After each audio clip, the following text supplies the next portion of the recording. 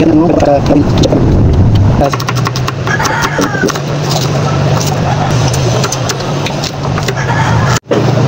okay na, nag-prepare na natin yung mga ihalo natin ingredients para sa kilawing balbacoa. Then gamit kami ng dinurog na mani, yung happy, para daw happy pag kinakain na yung kilawing balbacoa. Proceed, yung procedure paano gawin yung kilawing balbacoa. Ang mga ilonggo, sibuyas, luya, saka siling green na minekos-mekos. Ayos. Paminta, kat ng asin.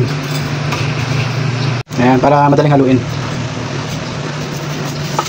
Kaya ilalagay na yung happy. Dahil masaya yung nagluluto, kailangan happy. Paano yung happy? Kaya natin halusin para magkaroon ng citrus flavor at acid cream. Next na yan. Ang gawin natin. Ito na mga idol yung kilawing balbacoa. Nagagaw yung alat hanggang sa asin. Okay, legit na legit.